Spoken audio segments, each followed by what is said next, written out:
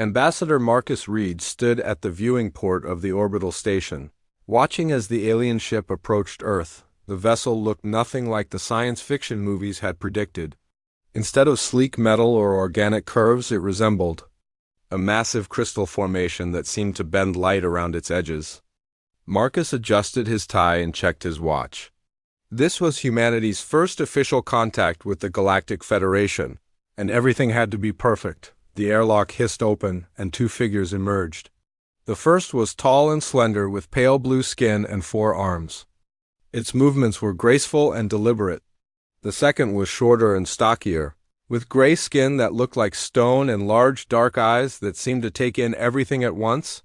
Marcus stepped forward with his team. "Welcome to Earth's orbital station," Marcus said, extending his hand. "I am Ambassador Marcus Reed, representing the United Earth government." The tall alien spoke in perfect English, though its voice had a musical quality that made each word sound like a note. "I am Quinn of the Trilarian Republic. This is Roth of the Hegemony Coalition. We bring greetings from the Galactic Federation." Roth nodded but did not speak. Its large eyes studied Marcus and his team with obvious curiosity. Marcus had been briefed that the hegemony species communicated mainly through gesture and chemical signals, though they understood spoken language perfectly. "Please follow me to the conference room," Marcus said. "We have prepared a cultural exchange presentation." The next several hours passed in a blur of information sharing. The aliens showed holographic displays of the Federation's 1,000-member worlds, their technologies, and their peaceful expansion across the galaxy. Marcus and his team presented Earth's history, art, music, and scientific achievements. Both sides seemed genuinely interested in learning about each other. Dr. Lisa Park, Earth's cultural attaché, played recordings of human music that made Quinn's 4 arms sway rhythmically. When she showed paintings and sculptures, Roth's stone-like features actually seemed to soften with what might have been appreciation. "Your species has remarkable creative diversity," Quinn observed. "Most Federation worlds develop along more focused paths. Art, music, literature, all existing as separate disciplines. Humans seem to blend them naturally."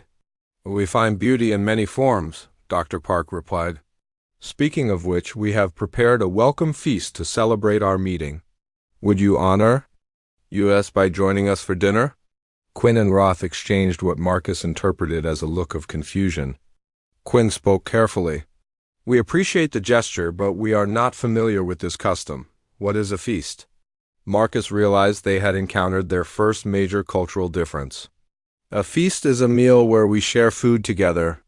It's how humans celebrate important occasions and show hospitality to guests." "Food?" Roth spoke for the first time, its voice deep and resonant. "You mean nutrition consumption?" "Not exactly," Dr. Park said. "Food for humans is more than just nutrition. It's about taste, pleasure, social bonding, and cultural expression." The aliens looked even more confused. Quinn tilted its head. "Pleasure from nutrition consumption? We do not understand this concept." Marcus decided to show rather than explain. "Perhaps you would join us anyway, as observers. You don't need to consume anything, but you might find it interesting to watch our customs." The dining hall had been decorated with flowers and candles. Chef Ana Rodriguez had prepared a feast representing cuisines from around the world. The table was set with Earth's finest dishes, and the aroma of fresh bread, herbs, and roasted vegetables filled the air. When the aliens entered, they both stopped suddenly. Quinn's 4 arms spread wide, and Roth's large eyes grew even larger. "What is that sensation?" Quinn asked, its musical voice carrying a note of wonder. "That's the smell of food," Marcus explained. "Humans have a strong sense of smell that's connected to taste. The aroma tells us about the food before we eat it." Chef Rodriguez emerged from the kitchen, carrying a large pot of soup. "Welcome, honored guests. I hope you'll try something, even if it's just a small taste." She ladled the soup into bowls, the steam carrying the rich scent of tomatoes, herbs, and spices. The humans at the table began eating with obvious enjoyment, making small sounds of appreciation. Quinn watched with fascination. "The sounds you make, the expressions on your faces, this appears to be pleasurable." Very much so, Marcus said between spoonfuls. This is tomato soup, made from a plant that grows on Earth. Chef Rodriguez has added herbs and spices that enhance the flavor. Flavor? Roth asked. Dr. Park tried to explain. Flavor is the combination of taste, smell, and texture that creates a pleasant sensation when we eat. Different foods have different flavors. The aliens looked at each other, then at the bowls of soup. Quinn spoke hesitantly. Would it be safe for us to try a small amount? Our medical scans show no toxic substances. Of course, Chef Rodriguez said, bringing fresh bowls. Start with just a sip. Both aliens lifted their bowls awkwardly. Quinn used 2 of its 4 hands, while Roth held the bowl with both hands like a precious artifact. They each took a careful taste. The reaction was immediate and dramatic. Quinn's 4 arms began trembling, and its pale blue skin seemed to shimmer with changing colors. Roth's stone-like features cracked into what could only be described as a smile. The first expression Marcus had seen from the stoic alien. This is impossible, Quinn whispered. The complexity, the layers of sensation, the way it affects not just the body but the mind? Roth took another sip, then another. We have nothing like this in the Federation, nothing even remotely similar. As the evening progressed, the aliens tried small amounts of different dishes.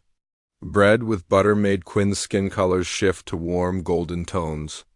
A simple salad with vinaigrette caused Roth to emit a low humming sound that seemed to indicate pleasure.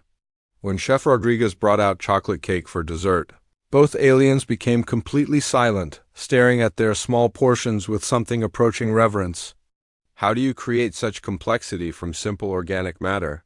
Quinn asked. Chef Rodriguez smiled. It's not just about the ingredients. It's about understanding how flavors work together, how heat and time change textures, how different techniques bring out different qualities. But most importantly, it's about making food with care and love. Love? Roth asked. Food is how we show we care for each other, Dr. Park explained. When we prepare meals, we're not just providing nutrition. We're expressing affection, hospitality, and community. As the evening ended, both aliens seemed reluctant to leave.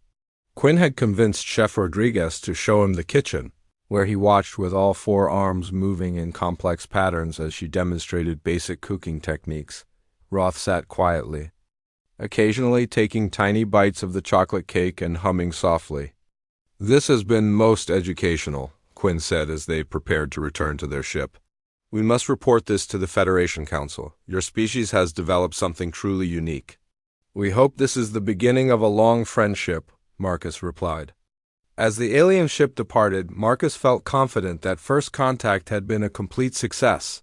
He had no idea that he had just introduced the galaxy to something that would change the course of galactic history forever. 3 weeks after the first contact dinner, Dr. Lisa Park received an urgent communication from the Federation ship. Quinn appeared on the holographic display, but something was different about the alien diplomat. Its usually calm demeanor seemed agitated, and its pale blue skin flickered with rapid color changes. Dr. Park, we must speak with you immediately, Quinn said without the usual diplomatic pleasantries. We have a situation that requires your expertise. Within an hour, Quinn and Roth were back on the orbital station, but they were not alone. Behind them followed a group of 6 other aliens, representing species Lisa had never seen before. One looked like a walking tree with silver bark, another resembled a giant insect with crystalline wings, and a third appeared to be made entirely of flowing liquid metal. These are my colleagues from the Federation Council, Quinn explained. Word of your food has spread throughout our communication networks. They insisted on coming to experience it themselves. Roth, who had been quiet during the initial meeting, stepped forward. We have not been able to focus on our duties since returning to our ship.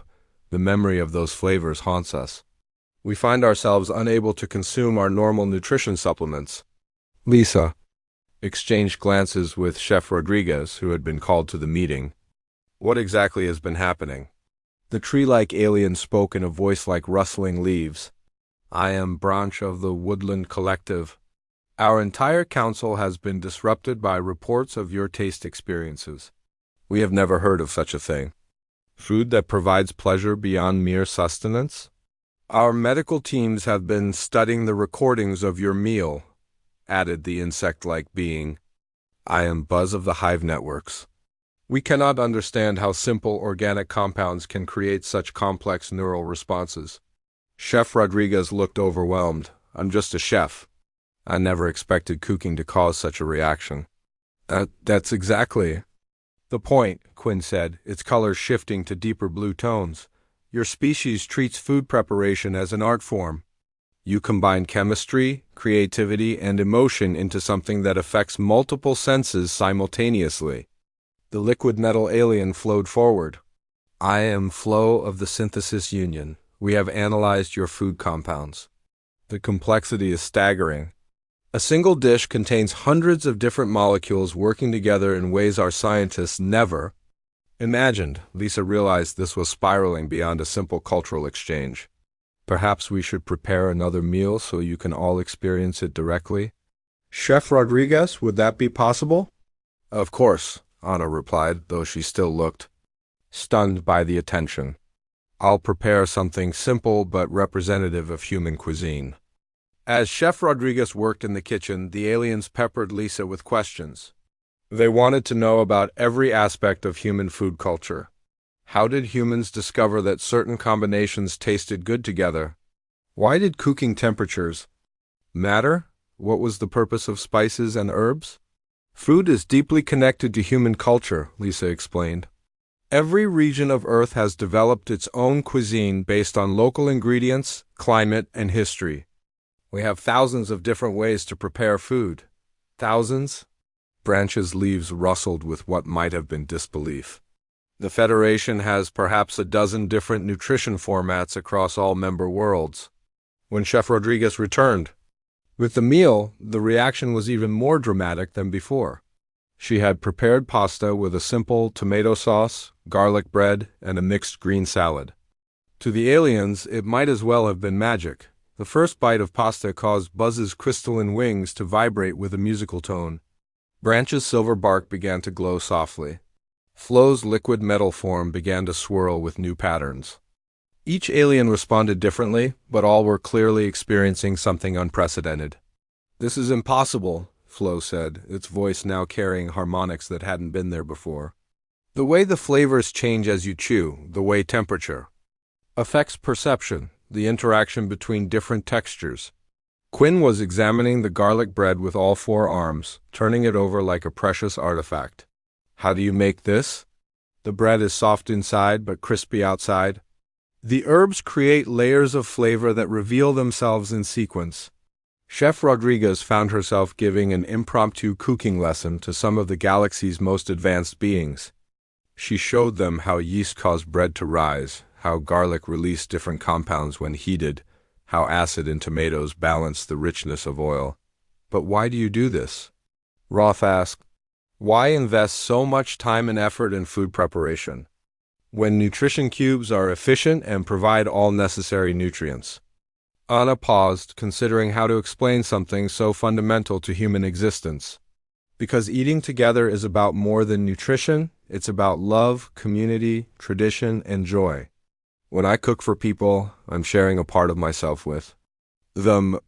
The concept seemed to resonate with the aliens in ways Lisa hadn't expected.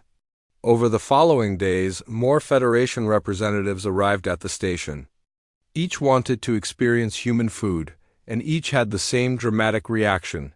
The situation escalated when the aliens began requesting specific dishes. Quinn wanted to learn how to make soup.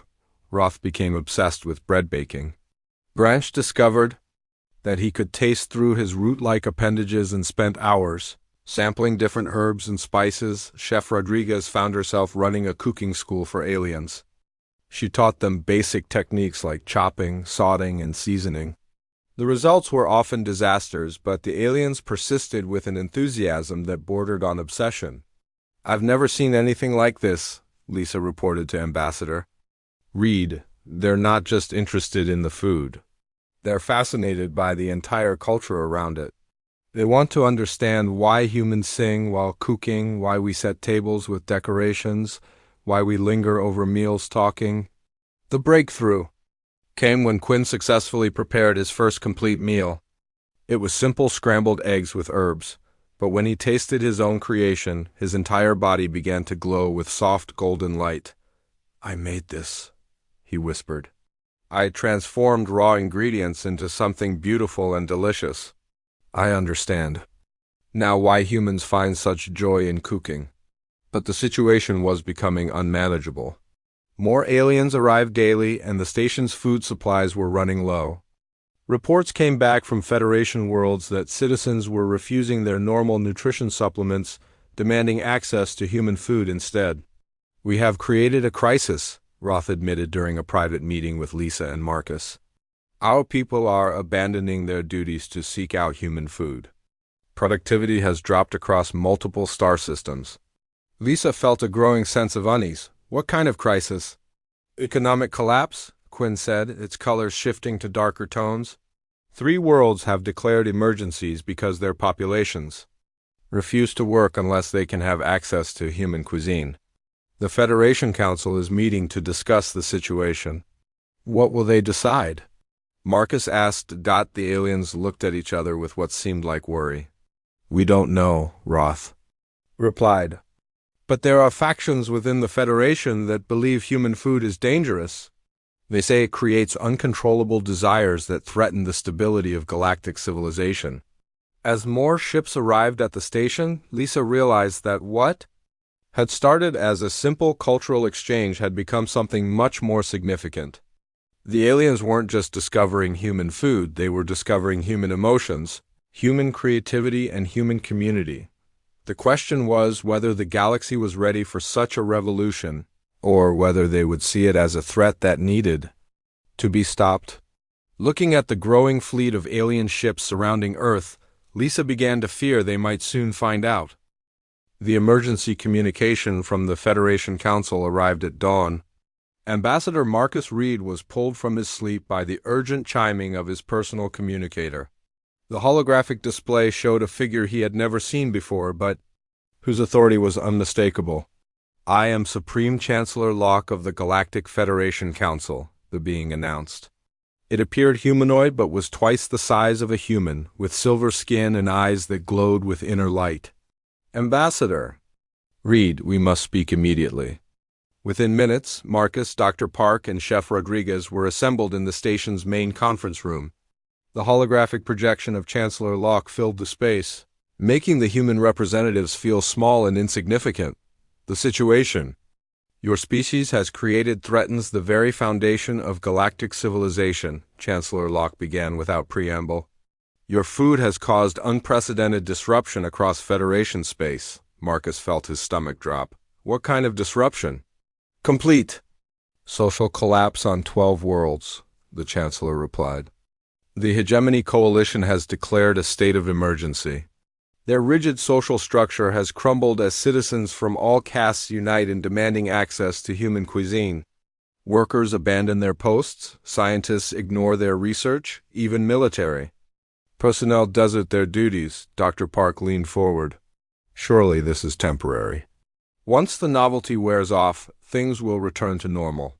"That is not what our analysis suggests," Chancellor Locke continued. "The Trilarian Republic reports that citizens who have tasted human food refuse to consume traditional nutrition supplements. They describe normal food as tasteless, meaningless, dead. Productivity has dropped 70% across their core worlds." Chef Rodriguez spoke up, her voice shaking.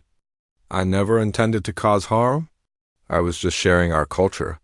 "Your intentions are irrelevant," the Chancellor said coldly. "The result is the same. The Woodland Collective has reported that their entire agricultural system is in chaos. Citizens are attempting to replicate human cooking techniques with disastrous results. Several forest worlds have been damaged by uncontrolled fires from attempted cooking." Marcus tried to process the magnitude of what they were hearing. "What does the Federation want from us?" "The Council is divided," Chancellor Locke admitted. "Some factions believe we should immediately acquire your agricultural and culinary knowledge through any means necessary. Others argue that your food represents a form of biological weapon that must be contained." A weapon? Dr. Park's voice rose in disbelief. Food is not a weapon. It's sustenance, culture, art. You underestimate the power of what you have created, the Chancellor replied. Your food doesn't just nourish the body. It affects the mind, creates dependencies, alters behavior patterns. Citizens who have experienced human cuisine report that they can no longer find satisfaction in their previous lives. The conversation was interrupted by Commander Nash, Earth's military liaison, who burst into the conference room. Ambassador, we have a problem. Long-range sensors are detecting massive fleet movements throughout Federation space. Ships are converging on our position. Chancellor Locke's expression darkened. The Primarchs have been awakened. Marcus felt the blood drain from his face. The Primarchs were the Federation's most ancient and powerful member species. They had been the founders of galactic civilization and had guided it for millennia with wisdom and stability. Why have they been awakened? Marcus asked. Because this crisis threatens everything they have built, Chancellor Locke replied. The Primarchs value order, stability, and predictability above all else. Your food has introduced chaos into their perfect system. Dr. Park stood up abruptly. We need to see what's happening on our station. The aliens we've been hosting, they might be in danger. As they rushed to the observation deck, they were confronted with a scene of barely controlled chaos. Hundreds of aliens now filled the station's corridors, all seeking access to human food. The kitchen had been expanded 3 times, but Chef Rodriguez's staff was overwhelmed. Quinn approached them, his forearms moving in agitated patterns. The situation is worse than we told you, he said. My own people are threatening rebellion if they cannot have regular access to human cuisine. The government is considering martial law. Roth joined them, his stone-like features showing more emotion than ever before. The Hegemony Supreme Command has issued orders for my arrest. They believe I have been compromised by human influence. They say I'm no longer fit for duty because I have experienced pleasure. Pleasure is considered a dangerous deviation in our society, Roth continued. We are raised to find satisfaction only in duty and order. Your food has shown us that life can be more than mere existence. Branch approached, his silver bark now dull and lifeless. My collective is dying.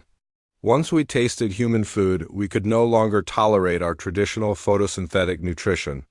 We need soil rich in human-style nutrients, but we don't know how to create it. The scale of the crisis was becoming clear. Human food wasn't just changing alien culture, it was threatening alien biology. Species that had evolved over millions of years to consume specific nutrients were now rejecting their natural diet in favor of human cuisine. There's something else, Commander Nash reported. We're receiving distress signals from across the galaxy. Ships are arriving here without authorization, carrying aliens who are seeking asylum on Earth. Through the viewing ports, they could see the growing fleet of alien vessels.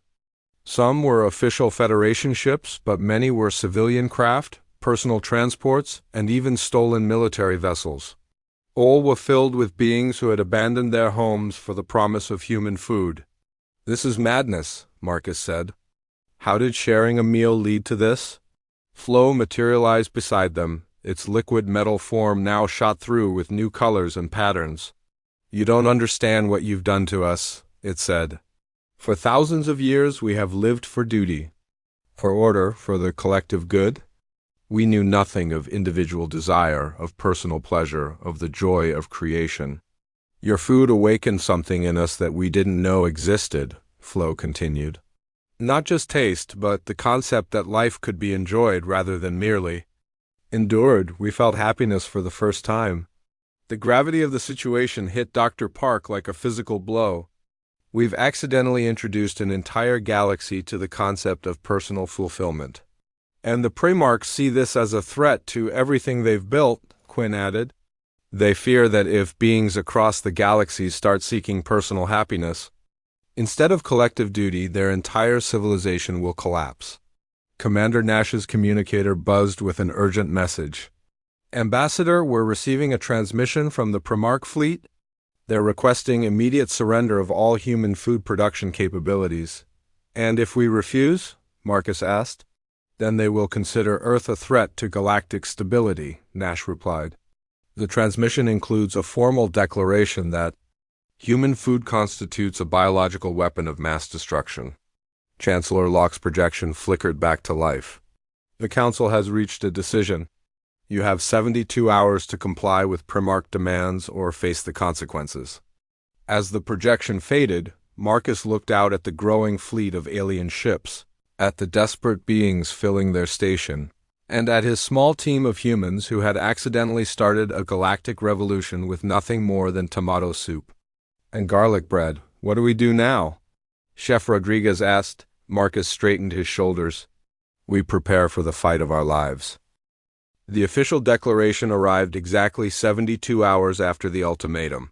Captain Torres, commander of Earth's hastily assembled defense fleet, read it aloud to the emergency council that had formed on the orbital station, by unanimous decree of the Galactic Federation Council with the blessing of the Primarch Assembly. Earth's food production capabilities are hereby classified as a class of biological weapon of mass destruction, Torres read. The substance known as human cuisine has been determined to cause irreversible psychological manipulation, social destabilization, and threats to galactic security. Ambassador Reed felt the weight of the moment. Around the table sat not just his human team, but also the alien representatives who had chosen to remain on the station despite the danger. Quinn's forearms were folded in what appeared to be determination. Roth's stone-like features were set in grim resolve. Branch's silver bark had regained some of its luster, showing his renewed strength. The declaration continues, Torres said. All human food production must cease immediately. All agricultural knowledge must be surrendered to Federation control. All beings currently under the influence of human cuisine must submit to mandatory rehabilitation. Rehabilitation? Dr. Park asked. Flo's liquid metal form rippled with what might have been anger. Memory reconstruction. They want to erase our experiences, make us forget what we've learned about pleasure, about joy, about the possibility of happiness. The Federation is offering one final chance, Torres continued reading. Complete surrender within 48 hours, or face military action from the combined fleets of 847 member worlds. The silence that followed was deafening. Finally, Chef Rodriguez spoke. How can food be a weapon? I've spent my entire life trying to bring people together through cooking. I've never hurt anyone. That's exactly why they're afraid, Quinn said. Your food doesn't just feed the body. It feeds the soul. It shows us that life can be more than mere survival. Commander Nash entered the room with a grim expression. The Primarch fleet has taken position around Earth. We count over 3,000 vessels, including their flagship, the Eternal Order. They're demanding to speak with Earth's leadership. Send them in, Reed said, the holographic projector activated. And a figure materialized that made everyone in the room step back. The Primarch representative stood 12 feet tall, with skin that seemed to be made of living crystal. Its eyes were pools of infinite darkness, and when it spoke, its voice seemed to come from everywhere at once. I am Prime Speaker for the Primarch Assembly. We have watched your species for mere moments in galactic time, yet you have caused more disruption than any force in our 10 million years of existence. Reed tried to maintain his composure. We meant no harm. We were simply sharing our culture. Culture? Prime's voice carried a note of something that might have been contempt. You have introduced chaos into perfection. For 10 million years, we have maintained order across the galaxy. Every species knows its place, follows its purpose, maintains stability. Your food has shown our subjects that they can want more than their assigned roles, Prime continued. Workers abandon their duties to seek pleasure. Scientists ignore their research to pursue taste. Even our most disciplined species now question why they must live for duty instead of satisfaction. Roth stood up, his massive form dwarfing the humans around him. Perhaps they should question these things. Perhaps a life of nothing but duty is not really living at all. Prime's crystal form seemed to pulse with energy. You speak of concepts that threaten the very foundation of civilization. Order requires sacrifice. Stability demands that individual desires be suppressed for the greater good. But what if the greater good could include happiness? Dr. Park asked. What if people could fulfill their duties and still enjoy their lives? Impossible, Prime replied. We have studied this thoroughly. Pleasure leads to desire. Desire leads to selfishness. Selfishness leads to conflict. We have seen civilizations destroy themselves in pursuit of individual satisfaction. Branch's leaves rustled as he spoke. Yet we have seen something different. When humans share food, they share community. They work together, they help each other, they create something beautiful. A temporary illusion, Prime said. Your own human history proves our point. Wars fought over resources, inequality, environmental destruction, all because your species pursues pleasure over duty. Chef Rodriguez stepped forward, her small human form somehow not diminished by the massive alien presence. You're wrong. Food doesn't create selfishness, it creates sharing. When I cook for others.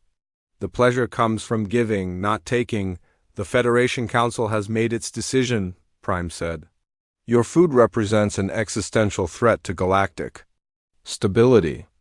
We will not allow it to spread further. The transmission ended, leaving the room in tense silence. Commander Nash immediately began coordinating with Earth's defense forces, but everyone knew the situation was hopeless. Earth's small fleet couldn't stand against the combined might of the Galactic Federation. Over the following hours, the crisis deepened. Reports came in from across the galaxy of Federation forces arresting citizens who had been exposed to human food. The rehabilitation centers were filling with beings who refused to give up their newfound understanding of pleasure and joy, but resistance was also growing. On 17 worlds, populations were openly rebelling against their governments. The Trilarian Republic was in civil war, with citizens fighting for the right to experience human cuisine. The Woodland Collective had split into factions, with some trees literally uprooting themselves to seek asylum on Earth. We're receiving over 1,000 distress calls, Nash reported. Civilian ships are trying to break through the Federation.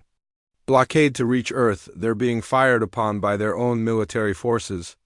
The breaking point came when a refugee ship from the Hegemony Coalition was destroyed by Federation forces just outside Earth's solar system. The ship had been carrying 300 beings who had abandoned their rigid society in search of the freedom that human food represented. That's it, Reed said. We're not surrendering. We're not giving up our culture, our food, or our friends. Quinn's forearms moved in complex patterns that Reed had learned indicated strong emotion. You would fight the entire galaxy for the right to share soup? We would fight for the right to be human, Reed replied. And for the right of every being in the galaxy to experience joy, pleasure, and community. The final message from the Federation was brief. You have chosen war over peace, chaos over order. The consequences are on your heads. As the massive Federation fleet began to move toward Earth, the small group of humans and aliens on the orbital station prepared for what seemed like the end of everything they had built together. But in the kitchen, Chef Rodriguez continued to cook, preparing one last meal for her friends before the darkness fell. If we're going to die, she said, at least we'll die having lived. Outside, the first shots of the war began to light up the space around Earth, but inside the station, the smell of baking bread filled the air with the promise that some things were worth fighting for, no matter the cost. The fighting lasted 3 days before Ambassador Reed made the most desperate decision of his life. As Federation forces closed in on Earth, he sent a single message to the Primarch flagship. I request an audience with the full Galactic Assembly. I invoke the right of final testimony. The ancient law had not been used in over 1,000 years. It granted any condemned species the right to speak before the full assembly before their destruction. Prime's response was immediate and cold. Your testimony is granted. You will be brought aboard the Eternal Order with a small delegation. You have 1 hour to present your case before the assembly votes on your species' fate.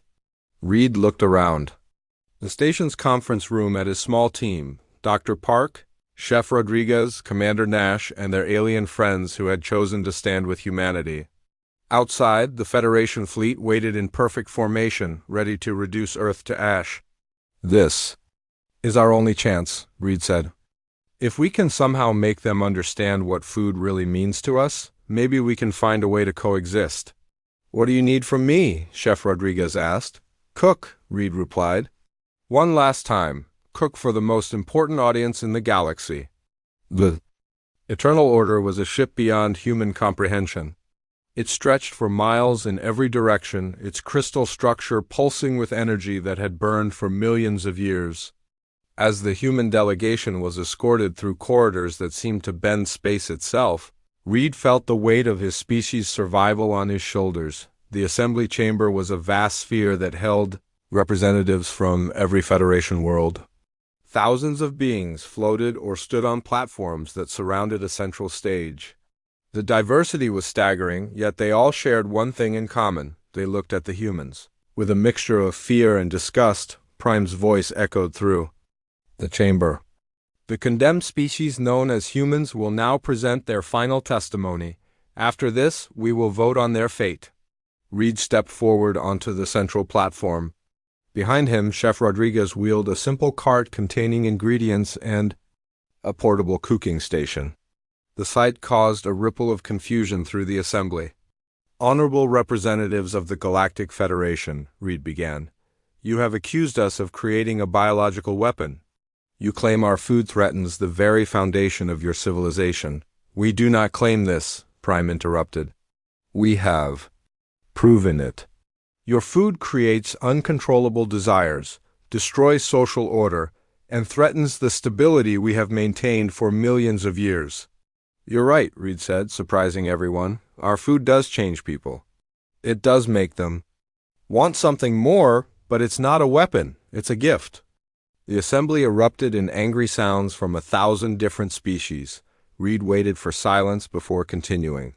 "You see chaos where we see community. You see threat where we see hope. Let me show you what human food really is." Chef Rodriguez began to work. She had chosen the simplest meal possible: bread, cheese, and wine. As she kneaded the dough, the ancient rhythm of her work seemed to quiet the massive chamber. The smell of baking bread began to fill the air. "Food is not just nutrition," Reed said as Anna worked. "It's the history of our species. Every technique, every flavor, every recipe tells a story of human creativity, cooperation, and love." He gestured to the bread as it baked. "This bread contains knowledge passed down through 10,000 generations. The grain was grown by farmers who understood the soil, the seasons, the patience required to nurture life. The technique was refined by countless bakers who shared their discoveries with others. The cheese was next. This cheese represents community. It requires cooperation between the farmer who tends the animals, the artisan who knows the precise conditions for aging, the merchant who brings it to market. No one person could create this alone. Finally, the wine. This wine is time itself. Years of waiting, of trust that the future will bring harvest, of faith that good things come to those who invest in tomorrow rather than just today." As the simple meal came together, something strange happened in the assembly. The angry murmurs quieted. The hostile stares softened. Even the rigid Federation representatives seemed affected by the ancient ritual of food preparation. "You fear that our food will destroy your civilization," Reed continued. "But look around this chamber. Right now, beings from 1,000 different worlds are sharing the same experience. The smell of baking bread, the anticipation of a meal, the simple human act of preparing food with care." Chef Rodriguez finished the bread and began to slice it. The sound of the knife through the crust was crisp and clean. She placed slices on plates with the cheese and poured wine into simple glasses. "The weapon you fear is not in the food," Reed said. "It's in the act of sharing. When we offer food to others, we're offering a part of ourselves. We're saying that your hunger matters to us, that your pleasure brings us joy." To everyone's amazement, Reed picked up one of the plates and walked toward Prime's platform. The massive crystalline being stepped back as if facing a genuine threat. This is what you're really afraid of, Reed said, offering the plate to Prime. Not the food, but what it represents. The idea that life can be more than duty. That beings can find joy in simple pleasures. That happiness is not a threat to civilization, but its greatest achievement. Prime stared at the offered plate for a long moment. You ask me to risk everything we have built for the sake of taste? I ask you to risk everything you have built for the sake of hope, Reed replied. Your civilization is stable, yes. But is it alive? Do your people wake up each day with excitement, with curiosity, with love? Or do they simply perform their duties and wait for death? The chamber fell completely silent. Prime's crystalline form seemed to pulse with internal light as it considered Reed's words. You speak of love? Prime said finally. This is another concept we have eliminated as dangerous. Then you have eliminated what makes life worth living, Reed replied. Food is love made tangible. When we cook for others, we're expressing care, affection, and hope for their happiness. Chef Rodriguez stepped forward carrying another plate. I don't know your biology, but I know that every living being understands the offer of nourishment. Please, let me share this with you. Prime looked at the simple meal, then at the thousands of assembly members watching in absolute silence. Slowly, carefully, it extended one crystalline hand and accepted the plate. This is not capitulation, Prime said. This is curiosity about concepts we have never explored. Prime brought the bread to where its mouth might be. The first bite caused a visible ripple through its crystal structure. The second bite made it glow with internal light. By the third bite, its rigid posture had softened. The complexity, Prime whispered, the layers of sensation. The way it affects not just the body, but the mind, the emotions, the very concept of existence. The transformation was visible to everyone in the chamber. The ancient being that had enforced rigid order for millions of years was experiencing joy for the first time. This is what you fear? Prime asked, its voice now carrying wonder instead of authority. This feeling of connection, of pleasure, of gratitude to the being who prepared this gift. This is what we offer, Reed replied. Not chaos, not destruction, but the possibility that duty and joy can coexist. Prime looked around the chamber at the thousands of assembly members. We have been wrong. We have maintained order by eliminating the very things that make order worth maintaining. The vote was unanimous. Not just to spare Earth, but to establish something unprecedented in galactic history, the Culinary Accords.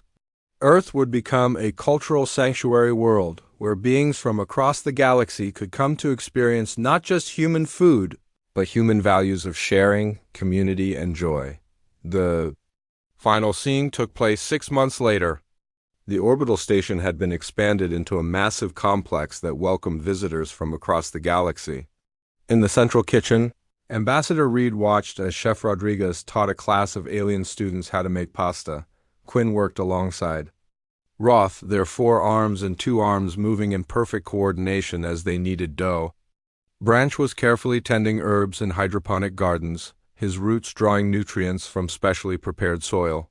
Flo had learned to create beautiful presentations, using its liquid metal form to shape serving dishes. Even Prime visited regularly, though it still struggled with the concept of leisure.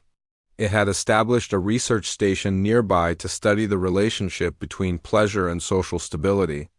I still don't understand how we ended up here, Reed said to Dr. Park as they watched the cooking class.